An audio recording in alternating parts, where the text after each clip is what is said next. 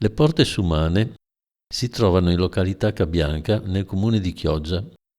Fino al XIX secolo erano il punto più orientale del grande possedimento fondiario della corte di Corezzola, appartenente al monastero benedettino di Santa Giustina di Padova. Erano situate dove terminavano le terre coltivate e iniziava la laguna di Venezia e sfociavano in questa il fiume Bacchiglione e il Gorzone.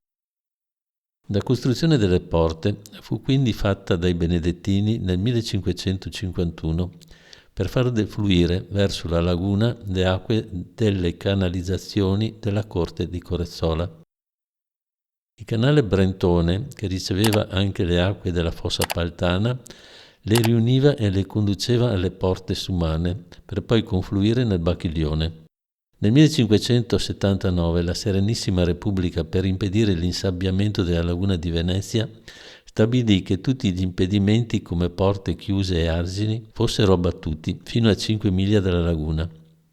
Di conseguenza il monastero di Santa Giustina nel 1580 fu costretto ad abbattere le porte che impedivano l'ingresso delle acque della laguna nelle terre già bonificate in sua prossimità. Questa esondazione delle acque lagunari avveniva puntualmente con le maree dell'Adriatico causate dallo scirocco invernale. Solo dopo una lunga controversia il Collegio delle Acque della Repubblica concesse di ripristinare le Porte Sumane nel 1587. Nel marzo del 1724 ed in seguito nel 1735 le Porte Sumane vennero semidistrutte dalle alluvioni e ricostruite nella configurazione attuale nel 1737, come attesta la lapide posta su una parete dell'edificio che in latino riassume tutte le vicende del manufatto. Dopo la costruzione, il monaco benedettino Fortunato Abbiati venne incaricato dal Consorzio di Bonifica Bacchiglione Fossa Paltana di esaminare le spese sostenute per la ricostruzione delle porte e a quantificare le quote di spesa.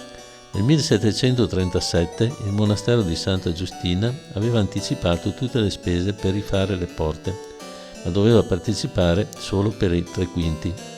Il monastero agostiniano di Candiana per 1/5 e i nobili Renier e Michiel per mezzo quinto ciascuno.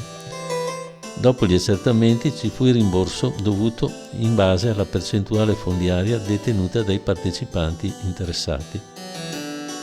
Ancora oggi le Porte Sumane si presentano con 3 luci alla base dove c'era l'attraversamento del Brentone e ora si vede solo un avvalamento parzialmente ricoperto dalla vegetazione.